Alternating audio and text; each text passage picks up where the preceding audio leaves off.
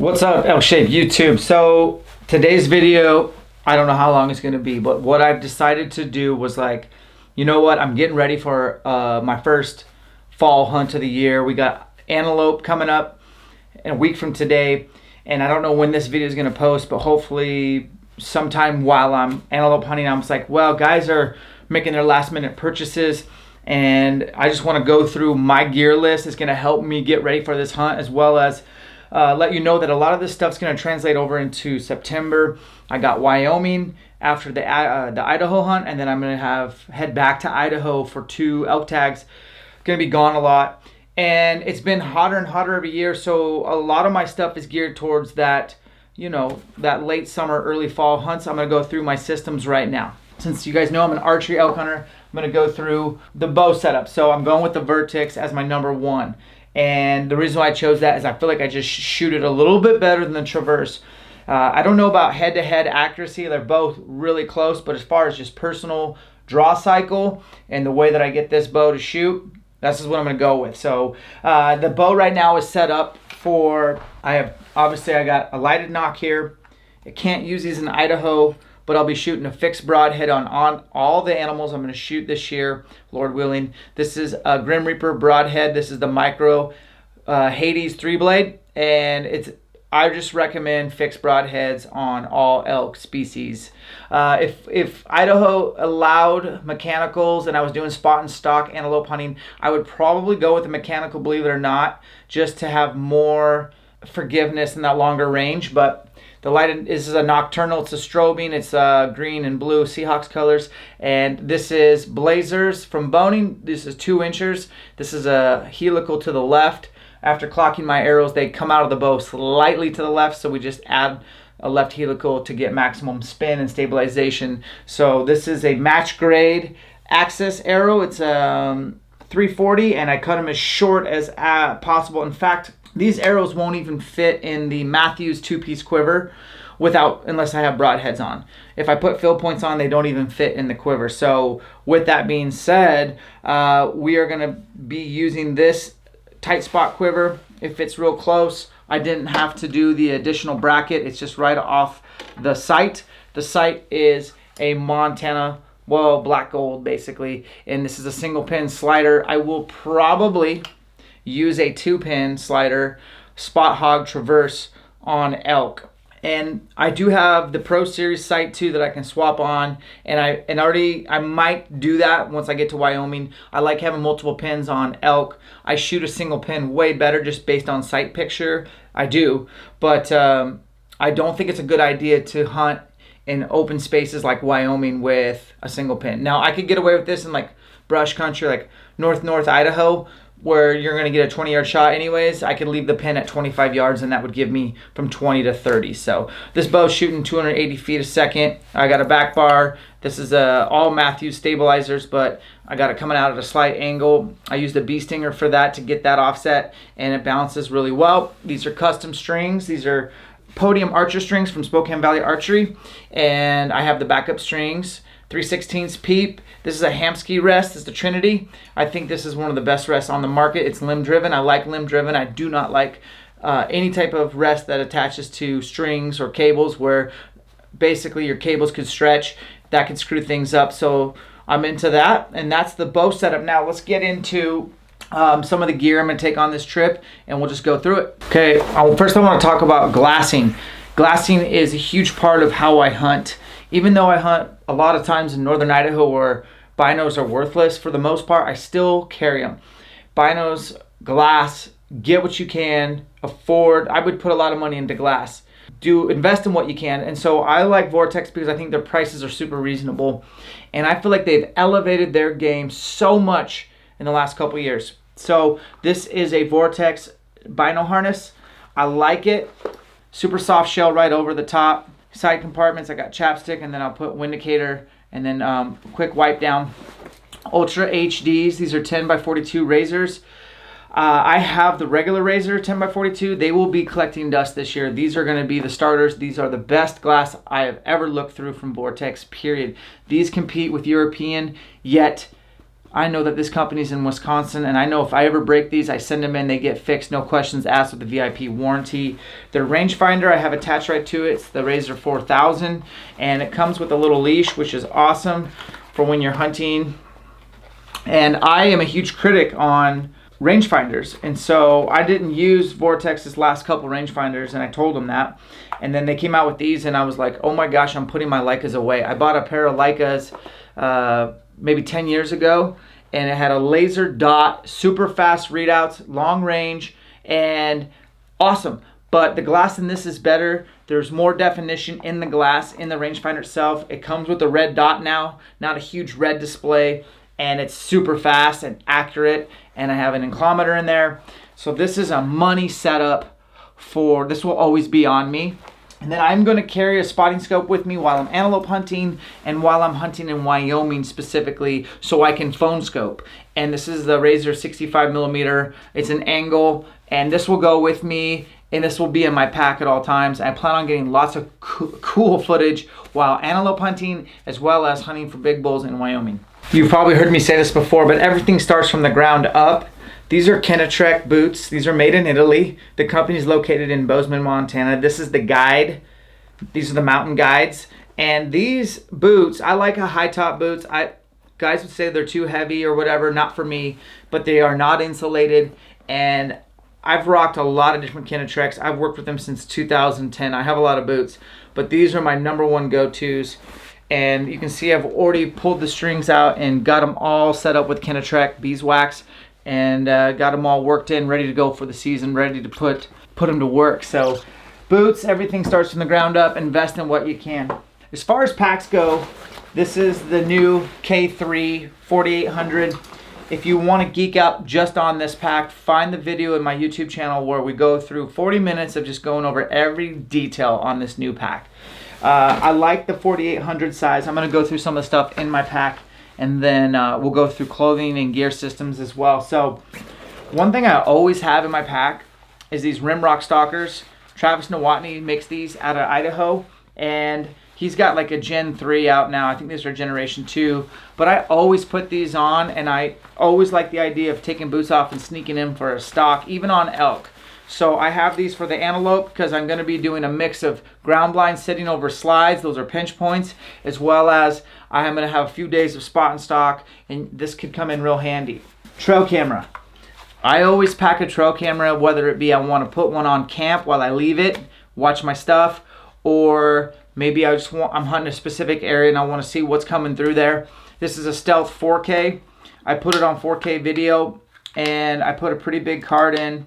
This is a 32 gig card, but enough to get video. And then I just bring a little Apple product that you can plug in SD cards. Goes right into your photo gallery on your phone. You can import, delete, save, whatever you want. I always carry a trail camera with me, always.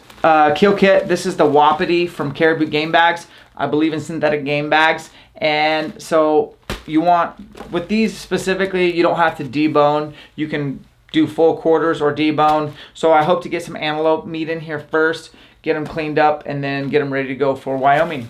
I haven't talked about clothes yet, but this is a little shell from Sitka Gear. This is the nicest, quickest, easiest piece of rain gear that can fold up into absolutely nothing, weighs nothing, and if it starts to rain, you can at least get this over and keep your top dry. This is always in my bag, even when it's like hot summer and I know it's probably not gonna rain. It just stays in my bag at all times. You never know when thunder boomers are gonna come over, and as the season progresses, I'll swap that out for actual storm front pants and top, but this is always in my pack. This is fun because I don't know exactly what I got in here. Oh yeah, so if you like filming, if you run a lot of stuff on your iPhone like I do, and if you use Onyx Hunt all like nonstop, get yourself this. This is Dark Energy Poseidon. I can get 2 to 3 charges on my iPhone with this, and then I even bring a backup. This is from Brunton. And what else do I have here? So my iPhone cord. All sorts of goodies in here. I'll show you guys what I got. I have 3 chargers. So this is to charge just iPhone. I don't charge my DSLR very much, and if I do, it's usually at camp off a generator. Electrical tape always, I can hang a trail camera up with electrical tape, tape your tag to your animal, fix something, a cut, whatever, electrical tape for life. And then a lot of times when I'm elk hunting in Idaho, I have trail camera trap lines everywhere, so I can always just swap out. And this is my memory card holder. I can just swap out cards and bring those back to home base or whatever to download. In here is what I was just talking about, this iPhone card reader. SD card goes in here. This has been a game changer for me for when you kill stuff. Some latex gloves. I like electrical tape. That's going to stay in there. I do bring backup lighter and regular lighter for fire starter. One AA battery, and then keys to all my trail cameras, although I'm slowly swapping out all those locks for combo locks. I've been doing that, so eventually I'll be getting rid of this, which is awesome because it's the last thing you want to keep track of is a pair of keys. And yes, I've lost keys before, so a lot of my cameras are in bare boxes just to keep honest thieves out, and then the real legit thieves can still get them, but for the most part I haven't had too much trouble with that. Extra Havalon blades, another pair of latex gloves. Havalon, I haven't found a knife company that wants to work with ElkShape yet, and I'm still looking because I think I would like to have a fixed blade for, you know, taking, you know, skull cap, working around, maybe I'm caping an animal out, or maybe I got a tough part I want to work on. I don't break blades like I used to on these. I've gotten pretty proficient. If the blade's getting dull, I just swap it out real quick. Extra headlamp. This is a Petzl, super important. And I don't have triple A's. I need to get some triple A's, and I always bring Allens just in case. This little guy's from Base Camp. This is pretty cool. You can lay this out and work on your meat in the field so you don't get dirt on your meat.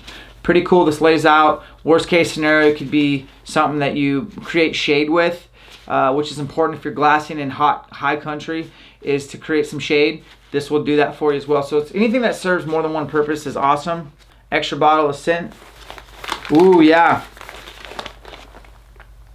As a former EMT and firefighter, little quick clot. Didn't always carry this with me, but after watching that video with Destination Elk and David Brinker, my buddy, getting that broadhead lodged into his calf, I bought this right away. So I think that's important. Everybody should have some sort of first aid kit. Yes. So this is a mount for your binos to go on a tripod for when you want to glass. And if you've never glassed with binos on a tripod and you're going to do it for a long time, game changer. Hand warmers, another headlamp. I believe in 2 headlamps, another bottle of Windicator. I lose these all over. If you find these out west, they're probably mine. Lens cloth wipe from Vortex. Backup release. Backup lighter. Iodine tabs. Antelope tag. Wyoming elk tag. Idaho elk tag. Idaho elk tag. Idaho bear tag. I had 2, I've only killed 1 bear. Idaho wolf tag. Washington bear tag. Washington deer tag. Washington elk tag. Washington cougar tag. South Dakota deer tag. It's gonna be a busy fall. So I keep my tags right here in this pouch. I usually carry 2 tripods, one for my DSLR for filming, and then I carry this little one from Outdoorsman. Probably the best tripod on the market, period. And the little pan head here, the little attachments, I have one on my spotting scope, and I can put one on my camera, or I can put one on my binos if I need to swap out between binos. And micro tilt, micro pan, bulletproof. I've always wanted this. I've studied the market. The reviews have always been awesome on these, and now I finally have an Outdoorsman. They're worth their weight in gold. It's pretty higher end, but you get what you pay for, and like I said, buy once, cry once. So these pockets are way bigger this year, so I'll probably pack a Nalgene, and I carry a 64-ounce Nalgene here, and same on the other side. I do have this little accessory right here on your EXO. And then the best thing about this pack, if you're not going to watch that video, I'll just tell you right now. The hydration system in here, they oversized it. Look at this. Rainwater resistant material, so you can put anything in here. It's like a built-in dry bag. And you can actually put a dry bag that's compatible to this bag. It Velcros in from the top or not. And so I probably will opt out since I have this compartment now. If it's raining, I can put my camera stuff away. All right, let's move on to clothing or hunting gear systems that we use from Sitka. So before we get into Sitka gear, forgot about this. I like to pack, you can get this on like Amazon for a few bucks, but this is super nice when you're glassing quite a bit, like I will be in antelope hunting. And if you're gonna sit down, take your boots off, super comfortable. I just bring a pad. So the older I get, the softer I get. Nice little dry bag, travel bag from Sitka Gear. Starts with the puffy. Puffy is life for me. I am skinny, don't have a lot of body fat, get cold super easy, and you can dry out your sweaty clothes if you put this on. So if you're hiking, maybe you're hiking into base camp or you're hiking in the backcountry and you get sweated out and the weather changes, you can put this on and it doesn't take long, you'll dry it out. This can double as a pillow. A lot of times I'll sleep in this in my sleeping bag just to stay warm, and this is always on if I'm stopped moving and I'm gonna glass. Puffies are life for me. So to me, this is one of the most important pieces of equipment you can get from Sitka Gear is their puffy. Let's start with the Ascent Pant. This is the greatest hunting pant for late August, early September. So it's really lightweight. I love that. But it's got four-way stretch Cordura, so it's really maneuverable and it doesn't feel like it's weighing you down, even if you put a bunch of stuffs in the pockets. Speaking of the pockets, they're all mesh for ventilation, which is awesome. And then these meshed knee pads, and I believe you can take them out. I would never take them out, especially on the spot and stock antelope stuff. Gonna be a lot of crawling around, and the knee pads have evolved so much since their early days. These, you hardly notice them are there. I would never take these out at all because they're already very breathable pants and very durable. This is my favorite. Like the subalpine matches a lot of vegetation that I hunt in. So you'll see me wearing more subalpine Optifade than open country. So this is the core hoodie. This is a lightweight hoodie. Comes with this face mask, which you may be surprised how often you'll use that when you're getting in on elk or antelope. Again, the lightest, softest material. You can just literally breathe, not sweat it out, not get stinky. And that's gonna be my top. This is not a hoodie, but this would be an alternative for like if I'm gonna set ground blinds. I don't need to have a hoodie on, but I still wanna stay whatever in camo. You never know when you're gonna get out of a ground blind, or if I'm hunting for elk, you can open these up, side zip for your calls, really lightweight. You can see there's a lot of mesh in here for breathing and just so you don't die of heat stroke or heat exhaustion. This is my backup Ascent pants and my backup Ascent pants. So this would be like a synthetic layer, base layer. I may just hunt in this. I might use it as my layering system. That's 100% polyester. I have a short sleeve version and a long sleeve version, and I've had these for years now, and they're this one's seen a lot of blood and dirt, but they're always with me. I do have some merino base layer options as well from Sitka. So that's your top, that's your bottom. More base layer options, that's that polyester. Ooh yeah, another bottom. It gets pretty cold in the mornings, and then I can plan on taking this off. From Sitka Gear, this is part of that Apex system, really lightweight.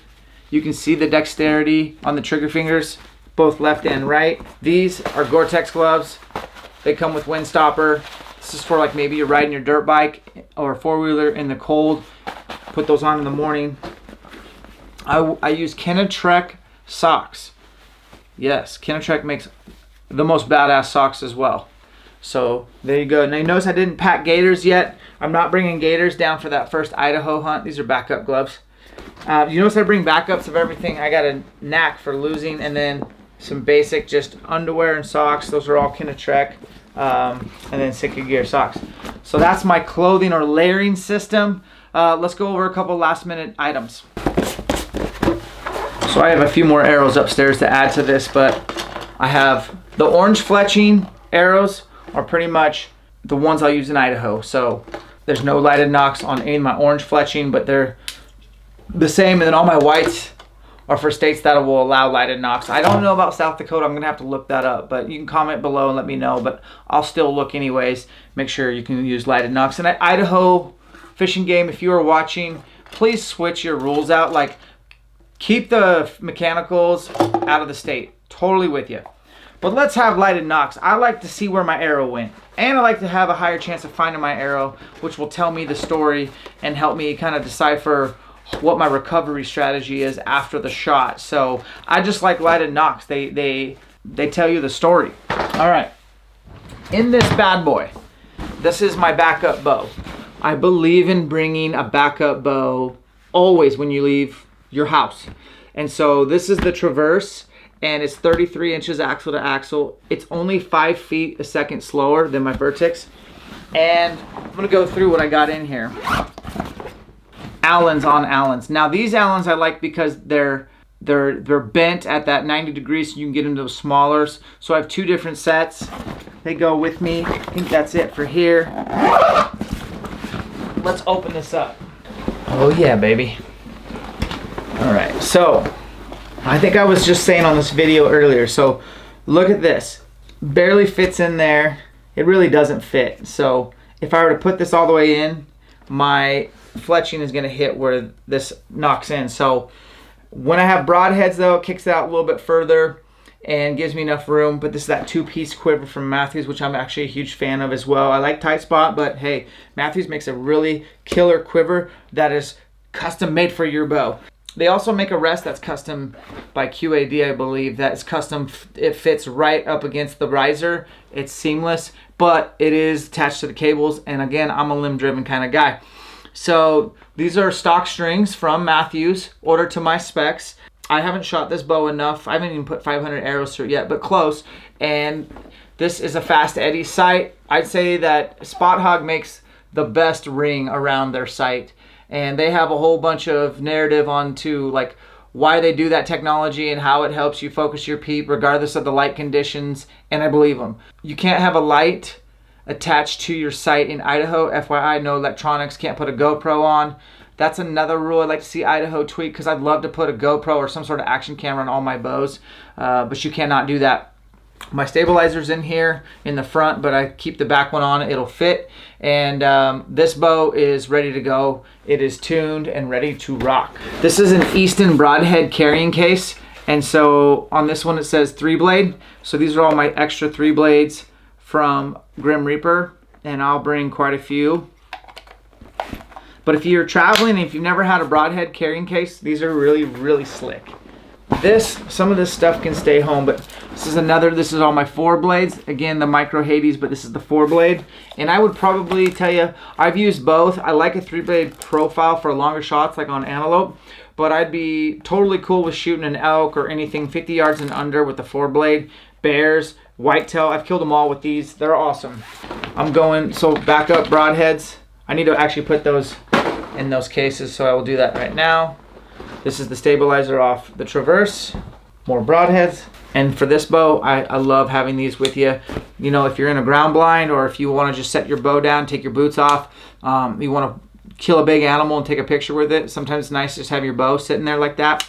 These are awesome. This is from True Glow. I have a few more packages of the Nocturnals. They're the universal fit strobing, so you can fit your H, your S, your GT, but they come standard for an X Noc. All the releases, I shoot a lot of different releases in the off season just to kind of keep myself honest. This is the Carter Honey. This is a hinge. This is the Too Simple, and you see I have it. I made my own little strap. I was literally hunting with this and shooting it like a hinge, but it is basically a thumb barrel or a thumb button or whatever you guys call it in target archery. But love this. I've almost hunted with this again, but I got to stick with what I do, which is the Scott XT. It's just a hook caliper. This is a true no safety hinge from Scott, and I can't remember. It's an older one, but I can't remember the name. And then HTM, some of you guys have seen this one before. It's kind of a, you'd call it a trigger, but you can release it with pressure and from right here in the index. And this is kind of got me to shoot my XT just like this by pulling with pressure with these 2 fingers. So having a shot script is really important, and memorizing your shot script, figuring out exactly what it is you're going to tell yourself so you can have a controlled shot and not just succumb to being excited and having lots of adrenaline. I always tell myself to pick a spot, level, aim small, pull, pull, pull, Pulp! And I don't say that out loud, obviously, but I do have a shot script. Yours can be longer or shorter than that, but it's my brother traveling carrying case. That's everything in there. And now what I'm gonna do, did I forget anything? I'm sure I did. You guys can comment below, but I wanted to do a video and just kind of show you what I'm taking with me antelope hunting. And then when I go elk hunting, obviously you're gonna see bugle tubes and freeze-dried meals, my sleep system. I will be bivvy hunting, and yeah, elk hunting is just a little more intense, a little less camping out the truck, and a lot more like being out in the mountains. So we'll go through that soon, but this is like where we're starting the year off with antelope, and I can't wait. Antelope's my favorite wild game meat, and I love elk meat, but I just really like antelope meat. So hopefully you guys are getting ready. Hopefully this video is timely, and if you have questions, comments, concerns, suggestions, hit me up in the comments or message me or email me elkshape@gmail.com.